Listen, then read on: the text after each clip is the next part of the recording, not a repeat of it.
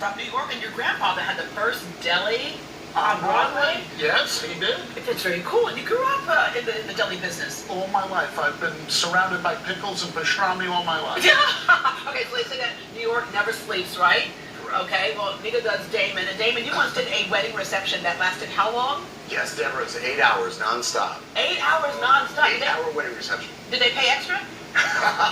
Yes, they did, but my feet were killing me for about 2 days afterwards. All right, okay. And, okay, so speaking of big things, what was the biggest thing you ever catered? The biggest thing I ever catered was about 30 years ago. I did it for West Point. I did the Rosh Hashanah High Holy Days. I did all the food for the soldiers and the cadets over there. Oh my gosh, that's crazy. All right, by the way, as I mentioned, this is Ziggy from Kitty and Ziggy's. Have y'all been there? An amazing, amazing deli that you have there. Okay, so I mentioned you growing up in the business. Sometimes people grow up in the business and they want to get so far away from it when it comes career-wise.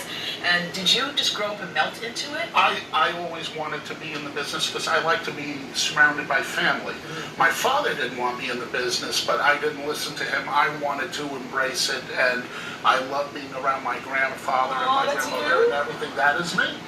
Oh, that is so cute. Okay, you actually helped create something that's pretty cool. So we know we have like restaurant ways and stuff like that, but there's all kinds of ways that we can raise money through food. Sure. And you have, it's National Deli Month right now. August is National Deli Month. We did. We started that because we wanted to bring attention to the culture and the great food of the New York Jewish style delicatessen.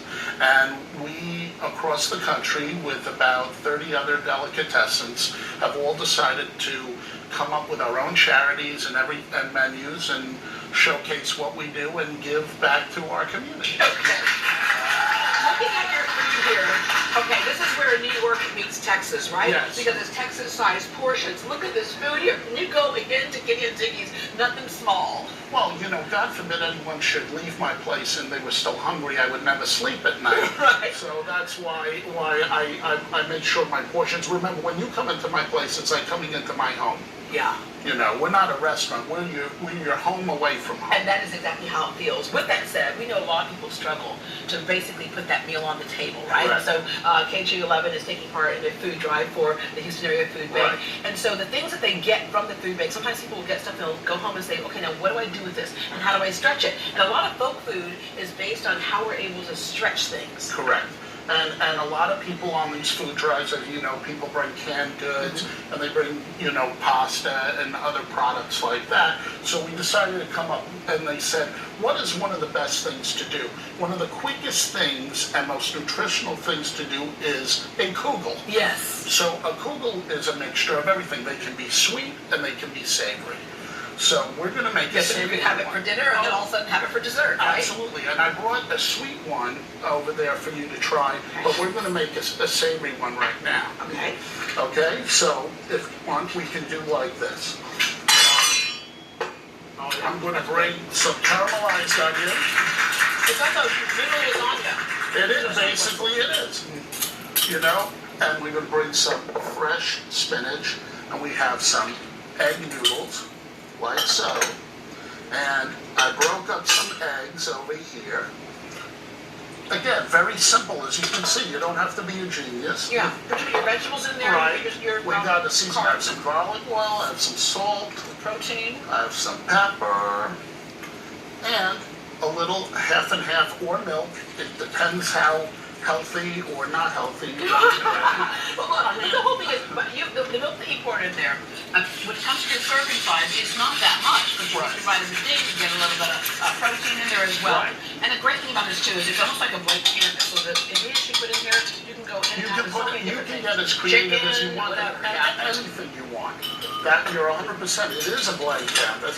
And then what we're going to do is just scoop it up. This is basically, we have a pie dish here that we spring with a little pan, okay? And then you just put it in like so, okay? And then, hold on, pour the rest in there, okay? Simple, again, not rocket science, okay? We're gonna put that in the oven. All right, like so. That. I'm gonna put this out of the way because I'm one of those people who always has to clean up the kitchen as somebody's cooking. And through the magic of television. The magic of television. we have one of those, and if you want to take a spoon Yes, or I a fork, do. it's up to you. As you can see, it's very easy to cut like that. Almost quiche-ish, isn't it? It is. It is. I don't know if quiche is really an adjective, but it's like, and And like so. you're gonna have the sweet one? Yes. Totally different. You think you'd have two completely different meals here, but it's so good. See, and that's it. We make for the holidays. We make carrot. What do you call it? Kugels. We make vegetable kugels. We make sweet potato kugels for Thanksgiving. We make all different types. And you're right. It's a blank canvas, and you can do anything you want. And on top of it, for people that are trying to stretch the budget a little bit, it is a very economical thing to make. You clean out the refrigerator. I mean, this is how I grew up. Absolutely. My parents would just like, we go, what's for dinner? My mom go, hold on. She'd open the refrigerator, and it would be like, we are having a blah, blah, blah, blah. Like, what is that, Mom? So it's a one-of-a-kind dish, right? Right. Well, Jewish food is peasant food.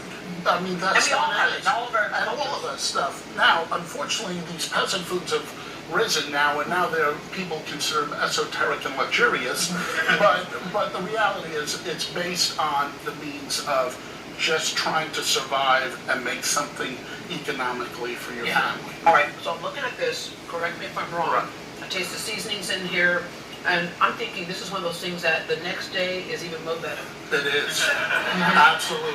Absolutely. Because then that garlic and everything else just sets. Yeah, you're giving me all these ideas. And does this freeze well? Unbelievably well, yes. I'm thinking like you can have like individual portions made, and that way your kids have it for lunch or after school. For catering jobs, we make little cupcake size kugels. So we have little kugels. See, I'm onto something. You might want to hire me. Absolutely. Anytime. It would be fabulous. No. All right, give us an idea, if you have not been, of what that, my son loves it, because you're right, it feels like you're with family. You meet strangers, but you feel like you know them. Right. You feel like we're at your table. Sure. And then how the delicatessen is set up, because there's the restaurant part, but then there's actually the deli as well. Well, we have all the delicatessen stuff. Look, we have the largest purveyors of smoked fish outside of New York. So you can get different types of smoked salmon. We have sable, sturgeon, herring, all different types of dishes and different types of salads. We have our corned beef and pastrami, which we make ourselves. We have all of our other meats. We roast everything off in the store. This isn't like deli products that you go to another deli that's all, processed and everything Right, else. kosher? Yeah, well, we're not kosher, but what was it?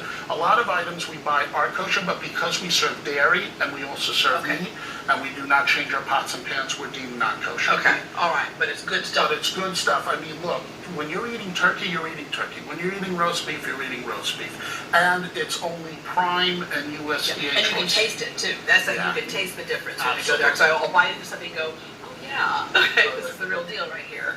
Absolutely. All right, and then you have the wall of fame. Oh, yes. Well, a lot of those